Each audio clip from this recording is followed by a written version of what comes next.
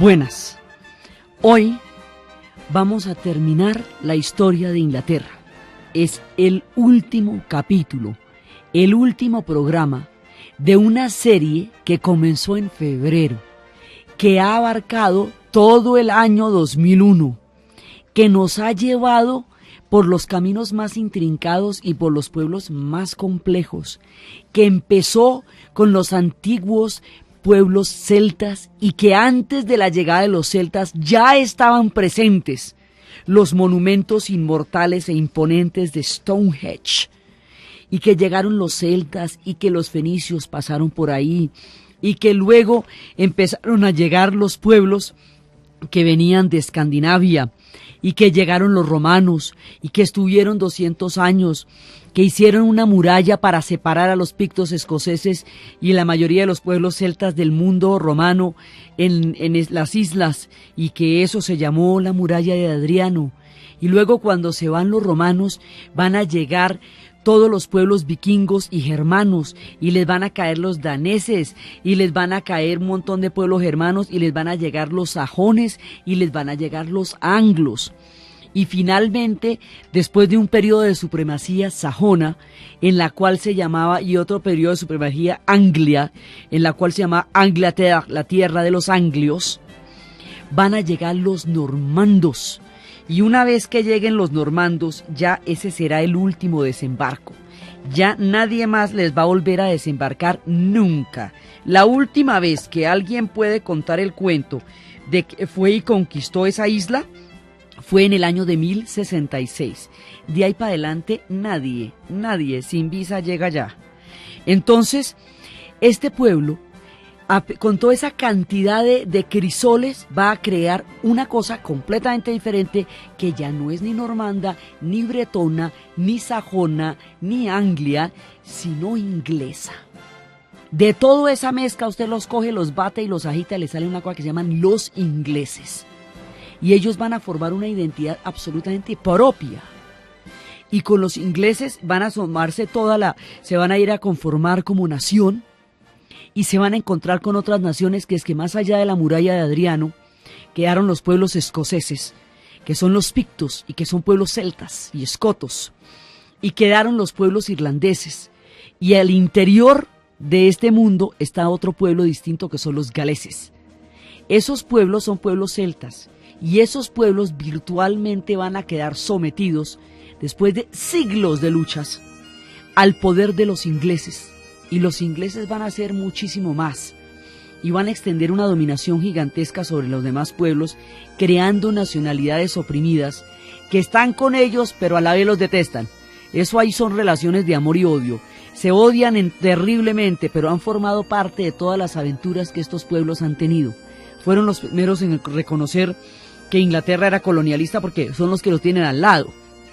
Entonces, este pueblo pasa mucho tiempo en guerras antes de consolidarse y sacar adelante una nación de toda la cantidad de crisoles de poblaciones que se juntaron allá, se guerrearon, se pelearon, se separan del continente en el momento en que los normandos forman dos naciones, Inglaterra y Francia. Y hay una parte de los normandos en Francia que es la Normandía, que es un trato que los franceses hicieron con ellos para que no los invadieran más y se quedaran ahí. Y hay otra parte que es la que queda en Inglaterra, por eso esos dos idiomas son comunes. Hay unos bretones que están en Francia, pero la mayoría de los bretones están en Inglaterra. Entonces, como la mayoría de los bretones, los grupos más grandes de población bretona están en Inglaterra, entonces Francia queda convertida en Francia se llama una pequeña Bretaña, que es un enclave bretón. Pero en Inglaterra, como está la mayoría de la población bretona, entonces se llama la Gran Bretaña. Entonces eso se llama la Gran Bretaña por los bretones, o Anglia, Inglaterra por los anglios, según van pasando los tiempos, o el Reino Unido cuando une a todos los reinos mucho tiempo después. Entonces este pueblo va manteniendo una cantidad de tradiciones, y hay una cohesión histórica. Una vez que ellos se cohesionan, van a mantener esa cohesión histórica el resto de la vida hasta nuestros días. es el pueblo que más continuidad ha tenido de todos los pueblos europeos y que más identidad consigo mismo ha guardado a lo largo de los tiempos. La condición de isla lo ha mantenido siempre a salvo, cosa que no pueden decir los austriacos ni los suizos, por ejemplo, por donde podía pasar cualquiera que le diera por dar una vuelta. En Inglaterra no, porque toca ir a invadirla. Entonces, estos pueblos logran sacar adelante su Estado nacional y la monarquía se convierte en el hilo, la continuidad, el hilo conductor de todo ese Estado nacional. Pero ellos tienen la Carta Magna, que es la primera constitución. Y más adelante, la monarquía se va a identificar con el Parlamento. Y después van a enfrentar su Estado nacional y las guerras religiosas. Y gente como Enrique VIII e Isabel I, a través de la Reforma van a crear la Inglaterra protestante. Y las guerras de la Reforma la van a desangrar, la van a meter en una cantidad de líos muy grandes, pero le van a dar su forma definitiva. Y las guerras de la Reforma van a partir los fuertes nacionalismos escoceses e irlandeses, porque unos van a ser protestantes y otros van a ser católicos, tanto en Irlanda como en Escocia. Y ese yunque protestante hace que no se puedan compactar como nacionalidades y que siempre tengan, digamos, esa otra parte que está con los ingleses, que es la parte protestante. Y todas las historias de María Estuardo, la mujer de las 3 coronas, y de Isabel, la que le quitó, a través de quitarle la cabeza, las 3 coronas al tiempo. Entonces, ellos se van consolidando y van a crear un imperio gigantesco, y al comienzo, en los tiempos en que el imperio español y el imperio portugués eran los dueños de los mares, estos eran los piratas, eran los asaltantes de caminos, solamente que en lugar de asaltar las carreteras, asaltaban los mares. Entonces, de todas esas épocas de asaltantes de caminos, les quedan sus contactos con el Caribe y con Jamaica, porque allá se fueron a meter, ellos fueron metiendo donde nadie los estaba llamando. Y todos aquellos que no los estaban llamando, ahora están metidos en la Gran Bretaña, porque ellos le dieron la vuelta al mundo. Entonces, pues el mundo les da la vuelta a ellos también. Entonces, de toda esa herencia de las épocas en que fueron piratas y se metieron por todo el Caribe, tienen las grandes poblaciones de Jamaica y del Caribe en la actual ciudad, en su actual país y en su actual capital, que es Londinium, Londres. Ellos van a ser ese gran imperio y los jamaiquinos van a ser parte de eso. Entonces, cada vez que se van para alguna parte, esa parte llega allá. Entonces, ellos que se consolidan como nación y que van a ser los grandes piratas y corsarios durante el florecimiento del imperio español y el imperio portugués, luego más adelante ellos mismos serán un imperio, pero primero resuelven sus problemas internos, y sus problemas internos son el problema de la limitación del poder real y la limitación del Parlamento. El Parlamento es la solución histórica que los ingleses le dan al mundo para delimitar hasta dónde va el poder del rey y hasta dónde va el poder del pueblo, que lo que se representa y tiene voz dentro de un sistema que más adelante llamaríamos democracia moderna. Eso es un invento inglés. Ellos desarrollaron el empirismo, y a través del desarrollo del empirismo, que está tremendamente ligado al Parlamento, se abre el paso para la ciencia moderna. Y dentro de la ciencia moderna, los escoceses, tanto en el nivel de la filosofía, como en el nivel de la industria, como de la medicina, son de una capital importancia, solamente que el hecho de haber quedado dentro de Inglaterra les quita los créditos a la hora del final de la cinta, pero mucho de los créditos de la Gran Bretaña son escoceses. Entonces, esta gente crea las bases de la ciencia moderna, que a la vez son las bases de la Ilustración, que a la vez son las bases del Parlamento. De ellos van a ser una nación, una hija digna de ellos, que son los Estados Unidos. El imperio actual del mundo moderno son sus propios hijos. Bernard Shaw decía que Inglaterra y los Estados Unidos son 2 países hermanos separados por la lengua, porque la ancestral pelea entre el inglés británico y el inglés norteamericano no da tregua ni tranza términos medios ninguno. Los ingleses no reconocen que eso que ellos hablan es inglés, de ninguna manera. Entonces, no reconocen a los norteamericanos como angloparlantes para nada. Sin embargo, el resto del mundo sí considera que ellos hablan inglés. Entonces, los ingleses logran separarse del continente y logran desarrollar una historia propia en la cual mantienen equilibrios con el continente o guerras con el continente, las guerras con Francia, las guerras con España, pero ellos siempre mantienen su propia continuidad histórica y logran mantener unos niveles de supremacía y de soberanía frente a Europa. Se ven arrastrados a los conflictos europeos, sí, pero logran mantener unos niveles de soberanía muy grandes dentro de su isla, y su isla se convierte como en una especie de refugio de toda su cultura frente a todas las embatidas que va a tener con el resto del continente. Entonces ellos desarrollan todo eso, son los padres de la nación americana. La nación americana es la realización de los ideales que los ingleses habían concebido en términos de separación de poderes, en términos de representación, en términos de concepción política. Entonces este pueblo se va desarrollando en cada uno de esos niveles. Conoce épocas terribles. Los tiempos de la Reforma llevaron a decapitar reyes, llevaron a volver a instaurarlos, épocas católicas, épocas protestantes, grandes persecuciones, quema de brujas, asesinatos en la Torre de Londres construida por los normandos y que aún se yergue como un monumento histórico y turístico al que le hacen toda clase de propagandas. Ellos van desarrollando un sentido a partir de Isabel I, un sentido de amor y orgullo nacional, y no se avergüenzan de nada, ni de su barbarie, ni de su crueldad, ni de la cantidad de gente que decapitaron en la torre, ni de las más sangrientas y abyectas persecuciones, ni del montón de gente que quemaron viva. De nada se avergüenzan. Todo eso lo vuelven museos y es turístico y es una maravilla, y ellos quedan encantados de la vida. Entonces la distancia entre su barbarie y cualquier otra es solamente el tiempo. Entonces ellos simplemente todo eso lo vuelven museos, pero ellos no se avergüenzan de nada, y eso los ha ayudado a mantener un sentido de cohesión interior también, en el sentido en que ellos se sienten británicos por encima de todo, y eso les va a dar un orgullo nacional desde los tiempos de Isabel I hasta los días de ahora. Ellos sienten un profundo orgullo nacional y se lo transmiten a sus hijos, y a sus hijos ellos les dan un sentido de propia valía desde el momento en que nacen ingleses, o desde el momento en que nacen escoceses, o desde el momento en que nacen irlandeses. Las nacionalidades se preservan aún dentro del Reino Unido. Entonces, este pueblo va desarrollando todo eso. Este es el pueblo que va a derrotar a Napoleón, y eso no lo van a olvidar en ninguna parte, y menos aún en sus estaciones de tren. Estos son los pueblos que van a perfilar en una gran medida la historia de Europa.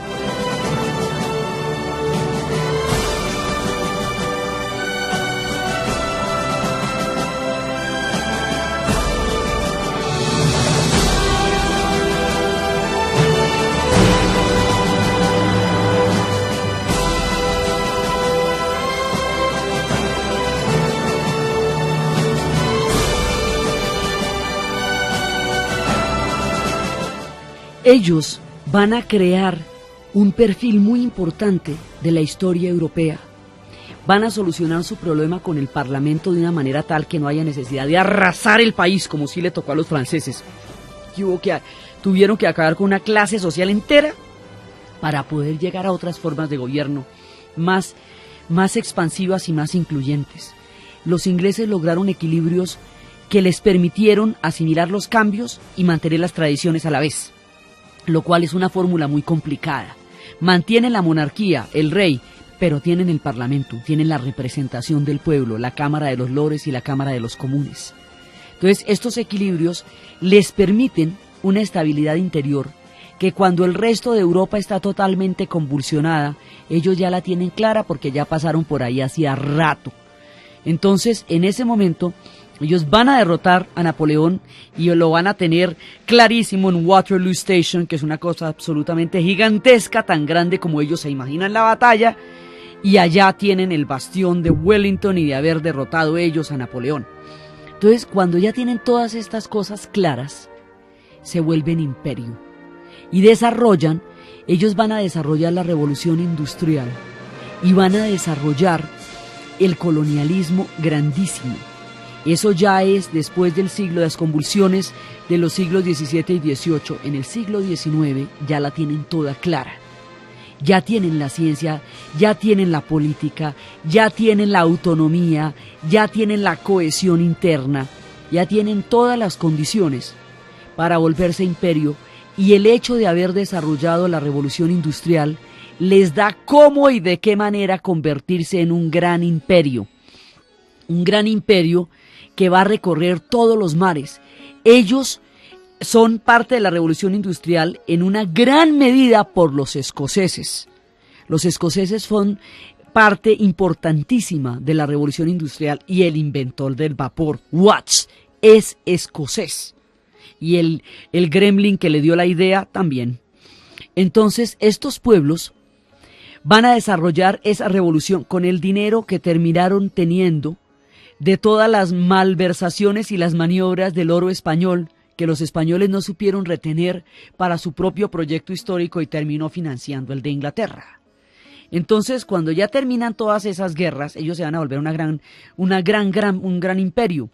Los irlandeses se aliaban contra los españoles y con los españoles contra los ingleses y los españoles la perdieron. Así que los irlandeses también. Los escoceses se aliaban contra los franceses, con los franceses contra los ingleses. Y los franceses también perdieron esa batalla. Luego Escocia e Irlanda pierden sus propias batallas. Y en el siglo XIX es cuando Irlanda es abocada al hambre de la patata. Cuando la plaga de la patata pudre todas las posibilidades de la agricultura en Irlanda y los dejan morir de hambre, y de allí, de los 8 millones que eran, 4,5 emigran a América. Entonces, al interior de la grandeza del Imperio Británico también van pasando miserias dentro de sus propias nacionalidades. Y empiezan a crear un imperio que le va a dar la vuelta al mundo, y el mundo le va a dar la vuelta a ellos. Entonces van a llegar a la India, y se van a encontrar con una eximia civilización. Van a llegar a la India en busca de especias y pimienta, uno de los imperios más grandes con la peor comida que puede existir sobre la tierra. Donde no lleguen a la India no tendrían salvación. Entonces, las especies y la riqueza culinaria de la India va a irrigar la cultura inglesa. Allí van a permanecer 200 años y van a desarrollar un nivel de extraño y sometedor respeto por los hindúes, porque reconocen en ellos una gran civilización, pero a la vez consideran que la civilización está representada única y exclusivamente por Inglaterra. Y de la India van a recibir la más grande de las lecciones que ellos o pueblo alguno haya recibido en la era moderna. Mucho más adelante, de la independencia de la India, ellos van a recibir la gran lección histórica de Gandhi. Y eso ni ellos ni el mundo lo podrá olvidar, porque probablemente sea la lección más edificante y más prometedora en términos de una humanidad mejor que hayamos tenido hasta nuestros días. El espíritu de Gandhi, el alma grande, el Mahatma, llevando al pueblo hindú a la independencia, con la dignidad de la fuerza del espíritu y la altivez de quien no se somete y la humildad de quien reconoce que su lucha es un problema de fortaleza espiritual. Eso es lo que les van a enseñar a los ingleses, y eso es lo único que los va a derrotar. Militarmente nadie los venció. Solo la fuerza del espíritu de Gandhi los hizo retirarse de la India. Cuando ellos se van de la India queda partida entre dos países, la India y Pakistán. Entonces, por lo tanto, hay gigantescas cantidades de hindúes hoy en Inglaterra, tantas como de pakistaníes hoy en Inglaterra. Porque partieron ese país, bueno, los dos países están allá metidos. Crearon en otra isla una prisión tenebrosa para los rebeldes irlandeses que estaban en permanente pugna con ellos. Y esa isla prisión, Nueva Gales del Sur, hoy es Australia. Y entonces muchos australianos viven en Inglaterra porque allá se fueron a meter, a Australia, a las Islas Sandwich, a Nueva Zelanda. Los caledonios, que eran los escoceses, como los romanos lo llamaran, fundaron la Nueva Caledonia. Fundaron allá, también está la Nueva Zelanda y las Islas Chatham, y una gran cantidad de presencia de ellos en el Pacífico, y de todas esas poblaciones hay gente en Inglaterra. Han ido, digamos, a medida que se van metiendo con los demás pueblos, van recogiendo migraciones de los demás pueblos y van creando una composición interior muy diversa dentro de su propio desarrollo como pueblo. Entonces, van llegando a todas partes del mundo. Van a tener una influencia muy poderosa en Argentina. van a tener, bueno, tuvieron toda la América del Norte hasta la independencia, una buena parte del Canadá. Después, cuando empieza toda la expansión del siglo XIX, van a llegar al África y querían hacer una África inglesa desde el Cabo hasta el Cairo y casi que lo logran. Llegaron, fue solamente una manchita en Tanzania impedía que todo lo que fue Egipto hubiera sido protectorado británico, tanto como lo que ha sido Sudáfrica también. Entonces tiene una gran cantidad de árabes allá en su tierra, porque se metieron con todos los árabes y desarrollaron un protectorado en la tierra llamada Palestina. Hicieron una doble promesa. A la comunidad judía le dijeron que en la tierra llamada Palestina existiría el Estado de Israel. Y a la comunidad árabe, cuando cayó el Imperio Otomano, le dijeron que en la tierra llamada Palestina existiría un Estado árabe. Y unos y otros creyeron en la doble promesa, y unos y otros reclamaron las tierras que a ambos prometió Gran Bretaña, y unos y otros viven en grandes comunidades en Inglaterra. Existe una importante comunidad de judíos ortodoxos en Inglaterra, como una muy importante comunidad árabe en Inglaterra. Árabe que viene de Palestina, que viene de Egipto, que viene de todos esos pueblos de donde ellos fueron protectorados. También existe una gran comunidad de africanos y de surafricanos, porque ellos estuvieron por allá. Entonces la gente de Kenia va a ir allá, porque ellos fueron también parte, Kenia fue parte de su imperio. Y todos estos van llegando a sus costas. El paso de los británicos por el mundo entero va sembrando también una cantidad de conflictos, como los conflictos de Sudáfrica, como los conflictos de Irlanda, como los conflictos del Medio Oriente, una gran cantidad de problemas que se van generando también como resultado del colonialismo. Ellos estuvieron en China mucho tiempo. Hay grandes comunidades chinas y orientales, muchas comunidades asiáticas en este momento en Inglaterra. Entonces todos esos pueblos a donde ellos fueron, y allá no lo estaban llamando, se metieron como imperio. Todos esos pueblos que fueron también empobrecidos por el colonialismo, hoy son los pueblos que llamamos emigrantes, que son grandes asentamientos de otras culturas de la tierra que hoy viven en Londres.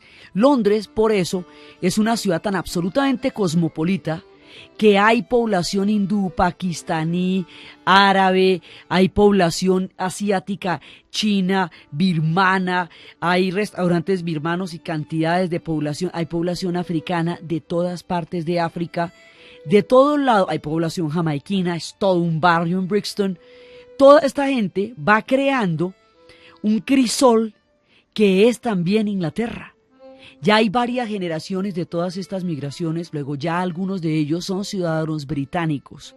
Entonces es la responsabilidad histórica que le cabe a la Gran Bretaña por su condición de imperio durante tanto tiempo, y porque la condición de los pueblos imperiales, como Francia, como Inglaterra, es que como ellos se enriquecieron a costa de las colonias, entonces las colonias se empobrecieron y ellos se enriquecieron. Conclusión, los polos de desarrollo quedan donde se generaron los grandes imperios, y los pueblos que fueron colonizados se hicieron paupérrimos. Luego todos se van para allá, porque precisamente allá es donde se dan los polos de bienestar y de desarrollo que los pueblos que fueron colonizados no tuvieron y no tienen, porque sus oportunidades históricas les fueron arrebatadas por la misma estructura de este orden colonial. Entonces, todas las migraciones, los controles que tienen ahorita de migración, la xenofobia, todo eso son los resultados y las consecuencias del hecho de haber sido imperio por tanto tiempo y en tantos lugares del mundo a la vez. Eso es la reversa de lo mismo que ellos hicieron. Luego viene en el siglo XX, ellos se meten sin haberlo querido en las dos guerras mundiales, porque Inglaterra no puede abstraerse de los conflictos europeos, porque sigue siendo una parte importantísima de Europa. Lo que pasa es que en los dos conflictos, y particularmente en la Segunda Guerra Mundial, Inglaterra tiene un nivel de cohesión interna que otros países no tienen. En Inglaterra todo el mundo está de acuerdo en que esa guerra hay que pelearla todos juntos, lo que no pasa en Francia, lo que no pasa en Austria, lo que no pasa en Hungría, en muchos otros pueblos que fueron invadidos donde había población que se identificaba o colaboraba o de alguna manera entraba en contacto con la política alemana. Los ingleses estaban todos de acuerdo que nadie los iba a invadir y que otra vez los germanos tampoco.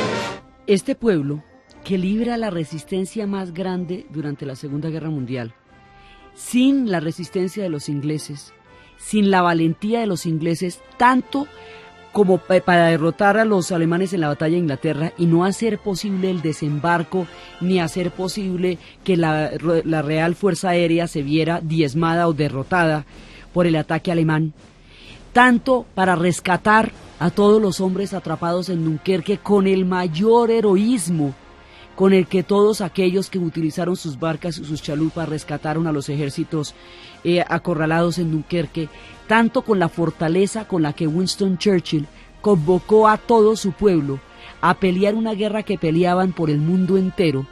Sin todas estas características de unidad, de fervor, de entereza, de coraje, de valentía, no hubiera sido posible la derrota alemana, porque si Inglaterra hubiera caído, ya nadie habría podido resistir el avance incontenible del Tercer Reich, y para cuando los Estados Unidos entraran en la guerra, fuere cual fuera el motivo, ya la situación estaría totalmente controlada por los alemanes. Entonces Inglaterra hace la diferencia. En el momento en que Inglaterra resiste, Rusia todavía es aliada de los alemanes, así que no hay quien responda, pues el que responde es Inglaterra. Por eso Inglaterra es una pieza absolutamente clave de la complicada geopolítica de toda la Segunda Guerra Mundial. Sin ella no hubiera sido posible el tiempo de recuperación necesaria para que entraran los Estados Unidos y cambiaran el curso de la guerra. Entonces ellos en esa época van a librar su prueba más dura y van a salir heroicos de la prueba más dura que les ha puesto la historia, que fue la Segunda Guerra Mundial. Con la Segunda Guerra Mundial se va a acabar, ya después de la Segunda Guerra Mundial se avista el fin, viene el fin de los grandes imperios, y todo el imperio de la era victoriana, todo su imperio del siglo XIX, toda su supremacía a lo largo de 100 años, todos los íconos de la reina Victoria, con su moral, con sus grandes escritores, con toda la gente que ellos les han dado las letras al mundo. Ellos le dieron al mundo a Dickens, a Oscar Wilde, le dieron los grandes filósofos, le dieron las teorías políticas, a Darwin, se lo van a dar ellos también. Su aporte a la cultura y al pensamiento universal es inmenso. Toda la era victoriana, con su imperio, va a llegar a su fin en la posguerra. Después de la Segunda Guerra Mundial viene toda la descolonización de los pueblos que formaron parte de ese imperio, e interiormente viene, junto con estos órdenes geopolíticos de la Guerra Fría, con el reparto del mundo, con los espías, junto con la política de expansión y de contención del comunismo que en la cual ellos se ven metidos y de la cual también son importantes protagonistas. No hay pasividad en el papel histórico de Inglaterra en la Guerra Fría, ni mucho menos. Los servicios de inteligencia británicos están activamente metidos en la Guerra Fría, y su relación con los servicios de inteligencia norteamericanos recibía el nombre código de los primos, que en otras palabras era el MI6 y la CIA. Entonces esta gente se ve metida en la Guerra Fría de lleno. Son parte de los que van a trazar el nuevo mapa de Europa, son parte fundamental de la ONU y de la OTAN, tienen derecho al veto dentro de la ONU, y sus fuerzas en la OTAN son fuerzas de primer orden, son protagonistas de la posguerra y de la nuclearización del mundo de la posguerra. Salen las protestas que van a llevar a la revolución de los años 60, de las marchas de Alder Marston, salen los grupos que van a buscar una nueva forma de hacer política, que van a plantear un idealismo, que van a querer un mundo solidario y fraterno, que van a luchar contra los terribles tabúes sexuales de la era victoriana y de la época tan supremamente estricta de los puritanos, y con la publicación masiva y el levantamiento de la prohibición del libro del amante de Lady Chatterley, de D.H. Lawrence, llega la época de la revolución sexual, llega la época de la psicodelia, del underground inglés, del hipismo en Inglaterra, llega la época de la cultura pop, llegan los Beatles y los Rolling Stones, llega toda la formación de una beta importantísima en el mundo de la música contemporánea, que es el rock y el pop, que tiene en Inglaterra uno de sus más fuertes representantes y bastiones. Llegan los que van a criticar el modo de vida inglés, llegará Genesis criticando a Inglaterra que se vende por la libra, o Pink Floyd, llegarán todos los grupos que van a tener toda una mirada crítica, no sin mucho amor, pero sí terriblemente crítica, sobre esta Inglaterra belicosa, sobre esta Inglaterra, sobre esa parte de Inglaterra belicista, que es partidaria de la guerra nuclear, que mantiene la ferocidad y la intolerancia de la Guerra Fría, buscando una sociedad mucho más abierta, mucho más capaz de otro tipo de discursos, buscando el humanismo que tenían desde los tiempos del romanticismo. Hay una corriente alterna dentro de la cultura inglesa que siempre advierte sobre los peligros de la ciencia sin guía ni control. Una corriente que en tiempos de la Revolución Industrial había hablado de Frankenstein y sus peligros. Una corriente que en tiempos de la nuclearización del mundo habla del peligro de crear un mundo atómico que esté permanentemente expuesto a la destrucción. Una corriente que más adelante advertirá los peligros sobre lo que van a ser los alimentos transgénicos. Una corriente que permanentemente advierte que todo el desarrollo científico que ellos tienen puede llevarlos a la locura si no está acompañado de un humanismo. Estos pueblos que van a desarrollar la medicina desde los tiempos escabrosos de los profanadores de tumbas en Edimburgo, cuando sacaban los cadáveres a escondidas de las tumbas para desarrollar la medicina, y desde los tiempos terribles de la peste que había asolado poblaciones enteras, estos pueblos tienen ahí el virus tienen toda la posibilidad del desarrollo tecnológico, y han creado muchas revoluciones tecnológicas, y tienen también los monstruos resultados de sus revoluciones tecnológicas. En los 60s va a haber una crítica y un llamado de atención muy, muy enérgico acerca de esta ciencia Frankenstein, que va sin ton ni son y puede producir horrores como los sueños de la razón, que eran pesadillas de Goya. Entonces, estos pueblos van a desarrollar la revolución cultural, van a desmontar el victorianismo y el puritanismo, que no, y ninguno de los dos estaba pintado en la pared. Van a dar al mundo el arte pop, van a dar al mundo la música pop, y Elton John y todos ellos van a resonar para siempre de ahí en adelante en los radios, y los Rolling Stones, y de ahí para adelante una gran cantidad de gente va a estar permanentemente sonando. Van a crear grandes movimientos después, como el punk, movimientos que van a ser severamente controversiales y confrontadores de una moral que les parece perfectamente doble y fraudulenta. Estos pueblos van a ser sumamente fuertes en la crítica y también muy idealistas en la manera como están planteando una nueva sociedad. Van a conocer los desengaños de la crisis energética, van a conocer después las durezas de la era Thatcher, van a conocer cómo las antiguas tradiciones que los había hecho pueblos mineros, que los había convertido en hombres ligados al carbón, ahora los hace desaparecer sin pena ni gloria, pero con una gran cantidad de represión, porque en la actitud frente a los mineros, cuya era había creado la grandeza de la Gran Bretaña, simplemente es considerar los enemigos internos y preparar una asonada contra ellos y derrotarlos en las huelgas que duraron un año, y con eso acabar la raíz de la nación escocesa, que había creado su idiosincrasia alrededor del carbón. Estos pueblos vieron morir a los mineros del carbón, vieron los rigores de la era Thatcher, vieron las épocas del surgimiento de la globalización y del liberalismo económico, tanto del liberalismo del siglo XIX que ellos se inventaron, como del neoliberalismo del siglo XX que también se inventaron. Ellos se inventaron todo, la teoría de la evolución, las grandes teorías económicas. Fue sobre estas sociedades que Marx escribió sus historias del Capital, fue sobre la sociedad inglesa.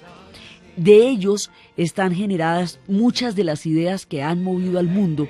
En esta pequeña isla se han generado todas esas ideas.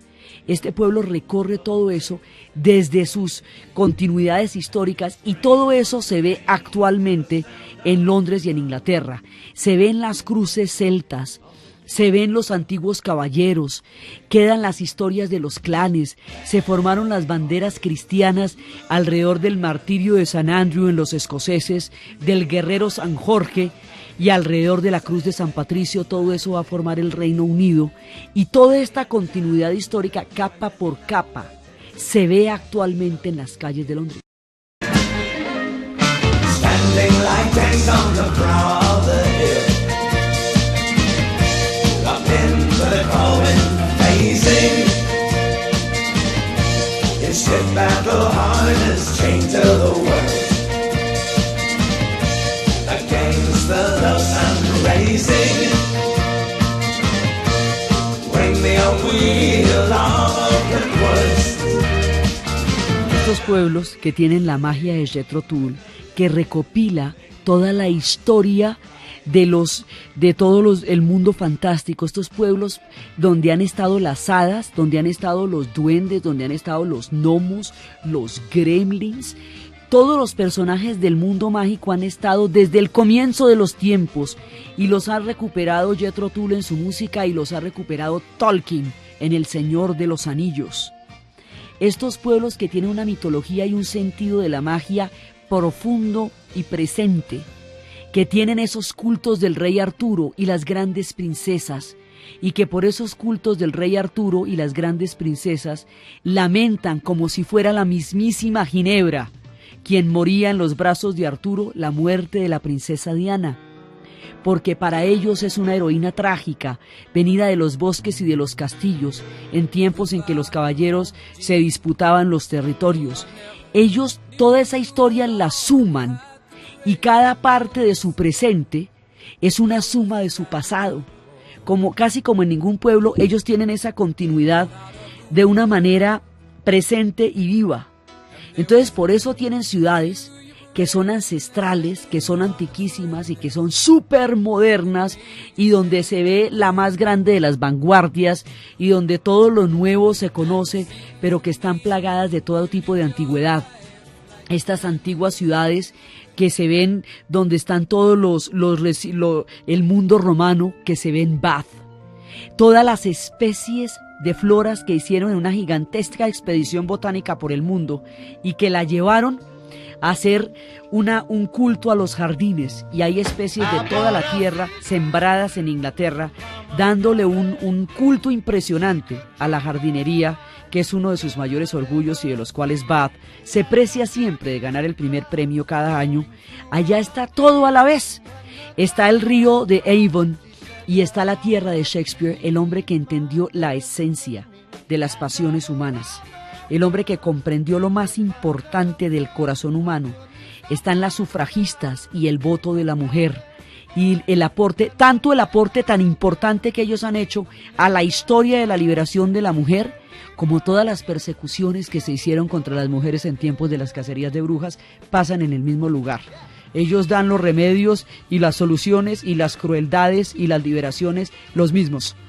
Entonces este pueblo va resumiendo todas estas tradiciones, y a la vez es el pueblo de los punk y de la anarquía en el Reino Unido, de los Sex Pistols, que revuelca todas las estructuras de cortesías y de formalidades, y a la vez son los pueblos que van a conocer los grandes rigores de la era Thatcher, que van a enfrentar las guerras de las Malvinas, que van a enfrentar todos esos nuevos retos de una nueva era.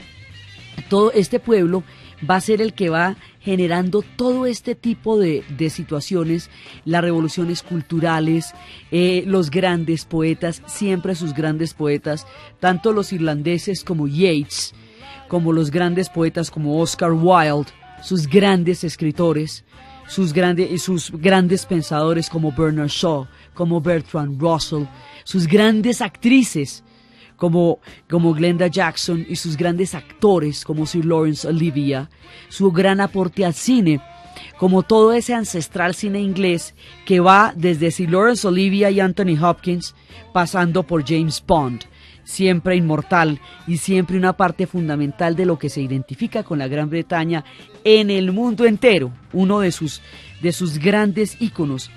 Este pueblo va desarrollando todo este tipo de cosas a la vez y todas están presentes. Las piedras ancestrales de los celtas están en los campos, todavía erguidas con el paso de los milenios, y están las cruces celtas, y están los grandes almacenes de discos, y están las grandes migraciones de la tierra, y las últimas exposiciones y lo más moderno. Por eso son un corazón de imperio, porque ellos generaron un imperio. Ellos son parte de todo lo que están haciendo. Estos pueblos que suman todas estas tradiciones, lo moderno y lo actual, lo diverso, lo heterogéneo, lo ancestral y lo tradicional al mismo tiempo, ahora enfrentan grandes retos. Sus grandes retos, la Unión Europea.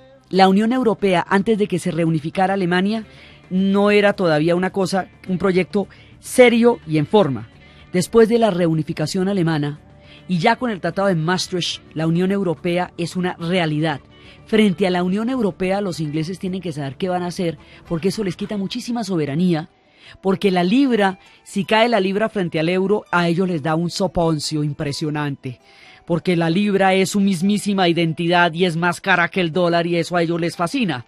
Entonces, tienen que enfrentar el reto económico del euro.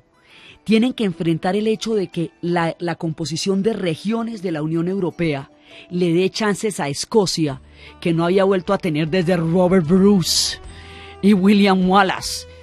Tienen que enfrentar el fin de la era Thatcher y la era conservadora, y el tiempo que sale de Major nos lleva a los tiempos de Tony Blair. Tony Blair sube sobre las autonomías. El Partido Laborista se reencaucha después de años de crisis, y el Partido Conservador ya se agota en propuestas, y eso le va a dar el paso a Tony Blair. Tony Blair sube con las autonomías, hereda de John Major lo que ningún otro gobernante antes del John Major había hecho jamás en Inglaterra: la paz en Irlanda. El proceso de paz en Irlanda se hace en tiempos de John Major, y él es el que lo preside, y eso no se nos puede olvidar, porque ese cuento nunca antes lo habían echado, y muy por el contrario, Margaret Thatcher había hecho que el problema de Irlanda se volviera insoluble. Entonces, después de la era Thatcher, que termina socavando por su propia terquedad su propio partido la derrota, sube Major, y después de Major retorna el laborismo, y en este momento es Tony Blair sobre las autonomías y sobre los nuevos parlamentos. Ahora Escocia tiene parlamento. Tienen parlamentos separados Escocia, Gales e Irlanda. La nueva composición de la Unión Europea les da posibilidades regionales que no habían tenido dentro de las estructuras nacionales bajo la Gran Bretaña. ¿Cómo manejar eso? Ese es uno de los grandes retos. ¿Cómo manejar sus migraciones? La cantidad, los millones de personas que están llegando al año a buscar las oportunidades en la Gran Bretaña, que son la consecuencia del imperio que ellos fueran. Ya no están aislados, existe el túnel del Canal de la Mancha, y ese túnel, el día que el túnel terminó la pared que dividía Inglaterra con Francia, los titulares de los periódicos ingleses son: huele a ajo. Ahora huele a ajo en el túnel, y por ahí hay un campo de refugiados que en miles se pasan diariamente a Inglaterra, y esa es una disputa con Francia que tienen muy grande. ¿Cómo van a manejar sus migraciones, sus brotes de violencia, sus xenofobias, sus ataques de hooligans o supremacía blanca? ¿Cómo van a manejar todo eso? Estos pueblos que han dado herencias deportivas tan importantes como el fútbol al mundo y el golf que dieron los escoceses. Ellos dan el fútbol, el golf y también los hooligans. Todo eso los producen los mismos. Entonces, ¿cómo van a manejar esas tensiones étnicas y nacionales?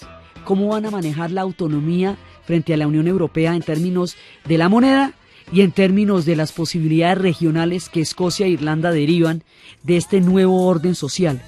¿Cómo van a manejar el Frankenstein de la ciencia?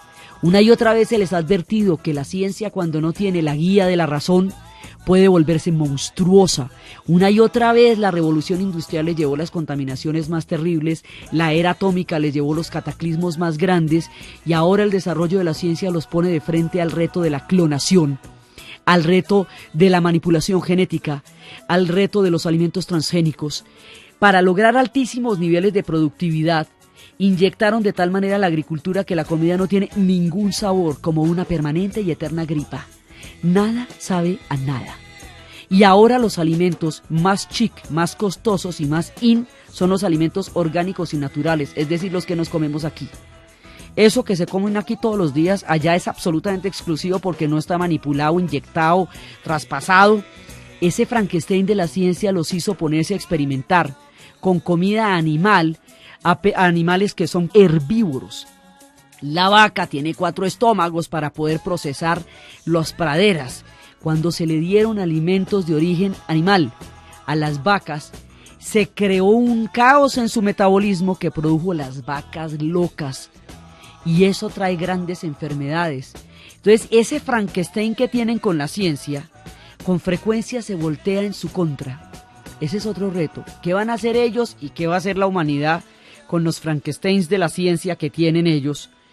¿Hasta dónde va la ética y hasta dónde va el límite de la posibilidad de la ciencia? Entonces, todas estas cosas son los ingleses.